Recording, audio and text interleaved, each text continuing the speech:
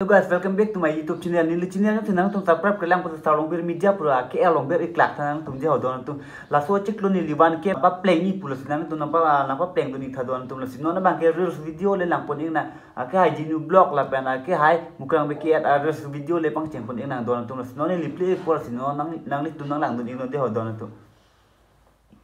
play ke do lasin no lang ing na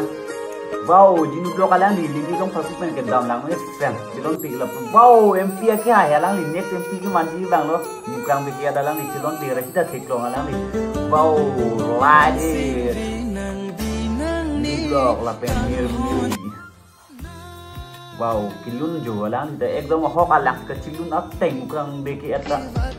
jinu ga fan jo wow jinu ga fan ak cilun don tum lang Lonti alang paduk ti alang ni blog sta me finale tum sta me kimi video jinu blog video kimi klang pote nale tum sta me lang nun sa share video dun tha alang ni paduk big kai ke da pon per video nale tum kai ke ta share video me ro lang pidun ve no lalo video bana juda lo dona tum la sin non bang ke nan tum la bang so video jun lang me send pro te like share comment sa bang pi tha kar dom